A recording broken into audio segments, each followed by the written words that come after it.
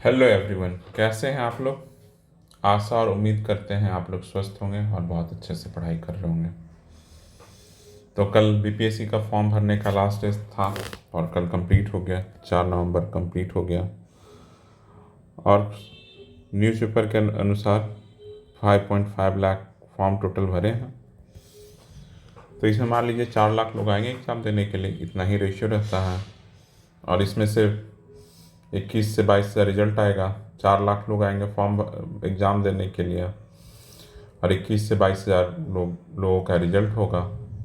तो बहुत कंपटीशन उतना भी टफ नहीं है जितना आप लोगों को लग रहा है या लग रहा था। लगना तो नहीं चाहिए। बाकी अपने आप लोग अपने अपने बेसिक्स पे ध्यान देते रहिए। अब 40 दिन भी बच गया है, वक्त कम बच गया है, 40 दिन से भी कम हो गया है। तो बेसिक्स को रिवाइज करते रहिए। और ये जो हम लाए हैं अभी, जो डेली लाते हैं 10 मिनट में 25 करंट अफेयर, वो कराऊंगा आज, अभी कराऊंगा। उससे पहले सोचा थोड़ा बात कर लेता हूँ।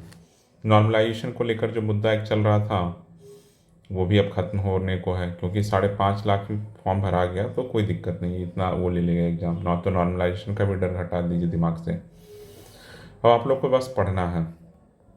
और मेरा अभी मानना है, जो लोग जैसे पढ़ रहे हैं सबसे पहले हिस्ट्री देखिए कि हिस्ट्री में आपके 80%, 80 to 90% स्कोर हो रहे हैं कि नहीं। देखिए मेजर स्कोर यहीं से होना है। जिनका साइंस मजबूत है वो देखिए कि आपका यहाँ 70 से 80% स्कोर हो रहा है क्या। और उसी तरह मैथ देखिए, मैथ देखिए कि मैथ में आप 10 में से 8 क्वेश्चन बना पा रहे हैं। और उसके बाद करंट अफेयर में क्या आपका 50 to 60% रेंज रह रहा है करेक्शन में। अगर ये 4 सब्जेक्ट आप, अगर आप अच्छा इतना करके रखें तो आपका सिलेक्शन हो जाएगा। बाकी छोटे छोटे हैं जैसे Bihar express, geography, polity, economy, ये सब हो जाएगा। लेकिन अगर यहाँ ये एक्यूरेसी बरकरार कर लिए, मेंटेन कर लिए, तो पक्का आप लोगों का सिलेक्शन हो जाएगा। सो अब आप लोग टेस्ट पे भी फोकस कीजिए, टेस्ट दीजिए। क्योंकि 1.5 घंटे पिछले साल 69 का आप लोगों को मालूम ही होगा कि बहुत सारे लोगों का क्वेश्चन ही छूट गया, पता ही नहीं चला। हो सकता है कि उससे भी लेंदी पेपर आ जाए। तो उस लेंदी पेपर में आप कैसे क्वेश्चन को टैकल कीजिएगा, उस लेवल का कोई टेस्ट सीरीज नहीं मिलेगा। ये बात एकदम सत्य है कि जो बीपीएससी उस दिन जो पेपर देगा वो कोई भी टेस्ट सीरीज उसको मैच नहीं कर पाएगा, दूर दूर तक मैच नहीं कर पाएगा। तो आप लोगों का सिर्फ क्या कहें कि दिवा स्वप्न है कि कोई ऐसा टेस्ट ढूंढे जहाँ पर बीपीएससी को मैच करा दे। बहुत कोई टेस्ट सीरीज नहीं है। 10 क्वेश्चन 15 क्वेश्चन मिल सकते हैं, लेकिन ऐसा नहीं होगा कि उस स्टैंडर्ड का पेपर, वो अलग एक स्टैंडर्ड होगा। जो 69 बीपीएससी में देखे थे उससे भी एक लेवल ऊपर होगा, उससे अलग होगा। एक लेवल ऊपर नहीं तो अलग तो ज़रूर होगा। तो डोंट वरी कि को बस आप लोग टेस्ट दीजिए। और टेस्ट में टेम्परामेंट ऐसा रखें कि हम 2 घंटे में पेपर को 2 घंटे तक कंप्लीट करें। क्योंकि एग्जामिनेशन हॉल में जाकर आपको तो 1.5 घंटे में निकलने नहीं दिया जाता। लेकिन हम देखते हैं टेस्ट पेपर में सेट मारते समय कि लोग 1 घंटे, 1.25 घंटे, 1.5 घंटे की निकलने लगते हैं। क्यों भाई, क्यों? कोई प्राइज मिलेगा? 2 घंटे बैठ नहीं सकते तो क्यों आए थे देने के लिए? पेपर नहीं देते, समझ गए? तो 2 घंटे बैठिए और 2 घंटे तक पेपर देते रहिए। यही कहना है। मस्त पढ़ाई कीजिए। और हमारे यूट्यूब चैनल पे आपको पता ही है कि अभी साइंस साइंस आ रहा है डेली। साइंस में हम लोग फिजिक्स करा रहे हैं। और क्या करा रहे हैं? फिजिक्स करा रहे हैं और बायोलॉजी करा रहे हैं। और करंट अफेयर तो आ ही रहा है। तो आप लोग इस तरह से ये करते रहिएगा तो साइंस और करंट अफेयर, जो यहाँ पर ये साइंस और करंट अफेयर का सेक्शन तो हम करा दे रहे हैं। क्योंकि साइंस में हम घटना चक्र करा रहे हैं तो PYQ सारा हो जाएगा। और जब पूरा घटना चक्र एक बार हो जाए, जैसे बायो का कंप्लीट हो जाए, फिजिक्स का, तो जितने भी PSC में एक मन गो में सारा एक दिन में कंप्लीट करा देंगे। तो बाकी आप लोग सब देखते रहिए, पढ़ते रहिए, बेसिक्स मजबूत कीजिए। चलिए शुरू करते हैं आज का करंट अफेयर। ये जुलाई मंथ का करंट अफेयर अभी हम लोग करेंगे। ये जुलाई मंथ का है और 25 करंट अफेयर है ये जुलाई मंथ का। Important, most important current affair है जुलाई मंथ का। आप लोग इसको ज़रूर कीजिए और जितना हो सके इसको बार बार रिवाइज करेंगे। 3 बार तो रिवीजन मैं कराऊंगा और बाकी आप लोगों को ज़रूर देखना है। चलिए, तो सबसे पहला पहला क्वेश्चन है, लॉर्ड्स रेसिस्टेंस आर्मी क्या है? लॉर्ड्स रेसिस्टेंस आर्मी क्या है? तो एक रिबेल ग्रुप है जो इथोपिया से बिलोंग करता है। कहाँ का है? इथोपिया का एक रिबेल ग्रुप है जो इथोपिया का एक रिबेल ग्रुप है। क्या नाम है उसका? Lord's Resistance Army. ये पिछले साल लेकर आया था, वैगनर आर्मी के बारे में आया था ना, तो आप लोग उसका उसका चीफ का नाम पूछा था, तो ये जरूर देखिएगा। चलिए दूसरा, पहला हो गया कि लॉर्ड्स रेजिस्टेंस आर्मी क्या है, तो ये रेबल ग्रुप है, belongs to Ethiopia. Second question क्या है? Artificial intelligence preparedness index. Artificial intelligence preparedness index कौन निकालता है? देखिए इस बार आर्टिफिशियल इंटेलिजेंस का ही बहुत जोर है, तो पूछ सकता है ये कौन निकालता है, तो आईएमएफ निकालता है, इंटरनेशनल मॉनेटरी फंड निकालता है। तीसरा, फाइनेंशियल एक्शन टास्क फोर्स, ये किससे है? ये ब्लैक लिस्ट करता है, ग्रे लिस्टिंग करता है, तो ये G7 का इनिशिएटिव है। किसका है? G7 का इनिशिएटिव है। उसके बाद क्या साउथ चाइना सी में पूछ सकता है कौन कौन से कंट्री टच करता है? एक बार जरूर इसका मैप देख लीजिएगा, साउथ चाइना सी ऐसे यहाँ पर लिखा हुआ है, Vietnam, Philippines, Brunei, Indonesia, Singapore, इतने पांच पांच कंट्री का नाम है साउथ चाइना सी को जो टच करता है। अभी ये तीन देश सूडान, बोलीविया और अर्जेंटीना, ये न्यूज में रहा। किस कारण से न्यूज में रहा? तो सूडान में भी फूड सिक्योरिटी क्राइसिस हो गया था, पूछ देगा। पिछले बार तो सेल्टोस पूछ दिया था, कुछ एंगोरा वुल पूछ दिया था, आप लोगों को देखे होंगे, कुछ भी पूछ देता है। तो ऐसा अगर आप लोगों को लग रहा है कि ये नहीं पूछ सकता, तो ये मन का वहम रखिए, कुछ भी पूछ सकता है। सूडान न्यूज में भी है, ऐसा तो नहीं कि करंट में न्यूज में है। सूडान में क्यों है? मिलाने के लिए पूछ देगा, तो फूड सिक्योरिटी क्राइसिस है। बोलीविया में क्या है? तो वहाँ कूप होने का हुआ, तख्ता पलट हुआ। अर्जेंटीना में फिर से न्यू इकोनॉमिक पैकेज मिला है अर्जेंटीना को, ठीक ना। चलिए ये तो इसी तरह एक साइंस का क्वेश्चन दिख गया था। कहाँ फैट कहाँ स्टोर होता है, उस टिश्यू का क्या नाम कहते हैं? जहाँ फैट स्टोर होता है, fat is store in tissue, उसको क्या कहते हैं? एडिपॉज। क्या कहते हैं? एडिपॉज। स्नो स्नो ब्लाइंड क्या है? एक एंड्रॉयड मालवेयर है। क्या है? स्नो ब्लाइंड क्या है? एक एंड्रॉयड मालवेयर है। प्रोजेक्ट 76 क्या है? प्रोजेक्ट 76 है कि इंडिजीनियस मतलब स्वदेशी कन्वेंशनल डीजल सबमरीन बन रहा था, इंडिया खुद बना रहा था। इसमें प्रोजेक्ट 76 के अंदर भारत स्वदेशी कन्वेंशनल बना रहा है, डीजल सबमरीन बना रहा है। तभी तक कौन कौन से प्रोजेक्ट 76 के तहत आ चुका है? INS कलावेरी, INS खंडेरी, INS करंज, INS बेला, INS वागीर, INS वक्सीर, इतने सारे आ चुका है। क्या क्या? INS कलावेरी, INS खंडेरी, INS करंज। पूछ देगा प्रोजेक्ट 76 क्या है, उसमें यहाँ पर डीजल भी पूछ सकता है, यहाँ पर न्यूक्लियर भी डाल सकता है, कुछ भी डाल सकता है। तो इस तरह से आप लोग को ध्यान रख देना है कि ये आपका एक तरह से एकदम कन्वेंशनल है, समझ गए। चलिए अब देखिए 9th क्वेश्चन देखिए, क्या है कि ये सब fifth generation fighter jet plan है। अब आपको बताना है कि किस किस देश का। F-22 किसका है? USA का है। Su-57 किसका है? रशिया का है। J-20 किसका है? चाइना का। F-22 किसका है? USA का है। Su-57 किसका है? रशिया का है। J-20 किसका है? चाइना का है। ये फिफ्थ जनरेशन फाइटर जेट्स है। सेबेक्स क्या है? ये पूछ सकता है क्या है सेबेक्स। तो ये है non nuclear explosive in the world, most powerful non nuclear explosive है, समझ गया। सेबेक्स क्या है? सेबेक्स 2 पूछ देगा क्या है।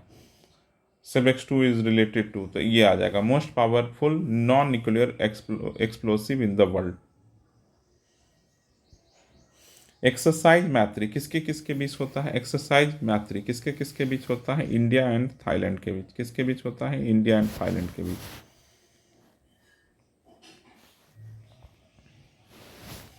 Headquarter of Asian disaster preparedness index, ADPC किसका है? Headquarter of the Asian disaster preparedness index किसका है? तो ये बैंकॉक का है। किसका है? कहाँ पर है? बैंकॉक। ये हेडक्वार्टर कहाँ खोला गया है एशियन डिजास्टर प्रिपेयर्डनेस इंडेक्स का? बैंकॉक में खोला गया है। अभी यूनेस्को वर्ल्ड हेरिटेज साइट में चारीधाम मैदान को मिला है, फिर से जोड़ा गया है, आसाम में है। तो हम इसलिए ये क्वेश्चन पूछ रहे हैं कि इसमें आसाम में कितने वर्ल्ड हेरिटेज साइट है? तो 3 है। चारीधाम मैदान अभी अभी जस्ट हुआ है, अहोम डायनेस्टी से है। दूसरा काजीरंगा है। तीसरा मानस है। समझ गए? काजीरंगा और मानस नेशनल पार्क है। उसके बाद पूछ रहा ब्रांड एम्बेसडर ऑफ किसका? Brand ambassador for play sports. Play sports का ब्रांड एम्बेसडर कौन कौन है? तो सानिया मिर्जा, मैरी कॉम और रणविजय सिन्हा। तो ब्रांड एम्बेसडर कौन है प्ले स्पोर्ट्स का? तो सानिया मिर्जा, मैरी कॉम। रणविजय को भी जानते ही होंगे, रोडीज में आता था, अभी फिर से रोडीज आ रहा है, उसमें शायद है ये। नेशनल फ्लैग डे कब मनाया जाता है? तो 22 जुलाई। कब मनाया जाता है? 22 जुलाई को नेशनल फ्लैग डे मनाया जाता है। COP29 का होस्ट कंट्री का नाम क्या है? तो अजरबैजान। क्या नाम है? अजरबैजान। रेशल फॉर द ग्लोरी प्रोग्राम, ये एक प्रोग्राम निकाला, ये कौन सा बैंक निकाला जिसमें सपोर्ट कर रहा है फीमेल रेसलिंग एथलीट को? फीमेल रेसलिंग एथलीट को सपोर्ट करने के लिए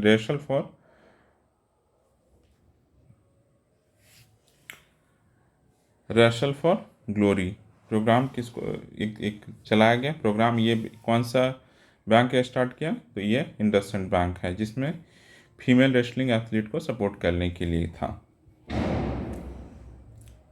अब ई स्पोर्ट्स का भी समय आ गया है, और ई स्पोर्ट्स का नेक्स्ट ईयर होने वाला है ओलंपिक गेम्स।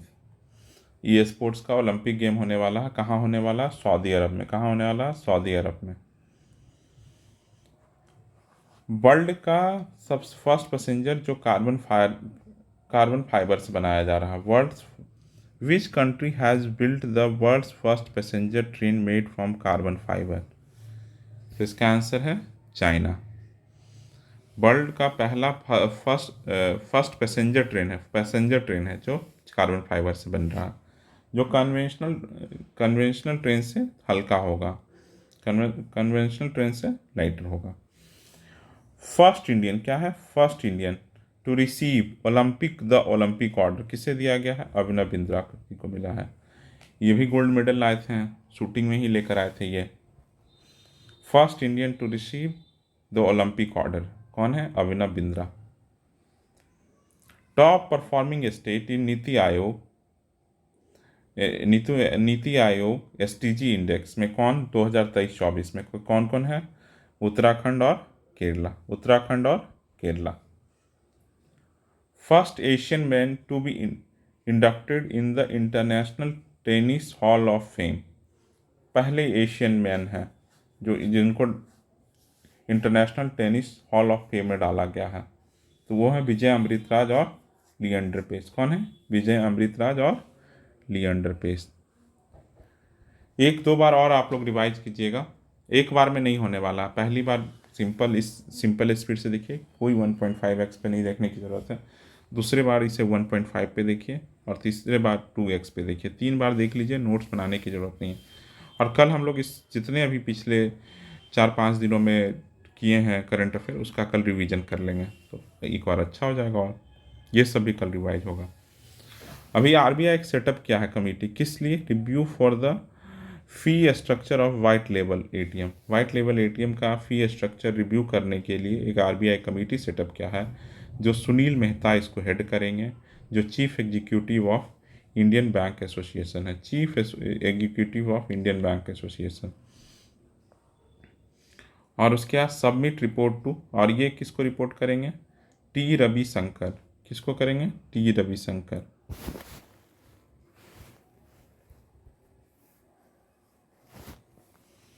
उसके बाद 2 coal mines from which state included in worldatlas.com top 10 coal mines in the world. तो ये जो कोल माइंस को डाला गया है worldatlas.com में, वो है छत्तीसगढ़ का। इसका नाम बताइएगा, कहाँ कहाँ ये है 2 कोल माइन। आप लोग इसके कमेंट सेक्शन में ज़रूर बताइएगा। समझ गया? चलिए, Oxford book store art book prize किसे मिला है, किस बुक को मिला है? तो तंत्रा ऑन एज को मिला है। किसको मिला है? तंत्रा ऑन एज को। इसे कौन लिखे हैं? मधु खन्ना। कौन लिखा है? मधु खन्ना। चलिए, उसका number of Indian contingent, simple सवाल है। पेरिस ओलंपिक में कितने भारतीयों ने पार्टिसिपेट किया? तो 117। कितने? 117। तो इस तरह से आज हम लोग 25 क्वेश्चन कर लिए। ये जुलाई मंथ का था। आप लोग एक बार देखिए, 2 बार देखिए, 3 बार देखिए। 3 बार देख लीजिएगा, आप लोग का हो जाएगा। रिवीजन कीजिए, एक बार देखिए। हर मंथ का हम करा देंगे, मार्च से लेकर नवंबर तक का मोस्ट इम्पॉर्टेंट करेंट अफेयर करा दूंगा। आप लोग बस इसे पढ़ते जाइए, कोई नोट्स बनाने का ज़रूरत नहीं। एक बार होगा तो हम सारा PDF एक बार खुद ही दे देंगे अपने टेलीग्राम ग्रुप में। आप लोग सब हमारे टेलीग्राम चैनल से जुड़ जाइए। इसी नाम से, बुक्का स्टूडेंट के नाम से है। और दूसरा, अगर वीडियो पसंद आया तो लाइक कीजिएगा, और चैनल पर पहली बार आए हैं तो सब्सक्राइब कीजिएगा। चलिए, थैंक यू फॉर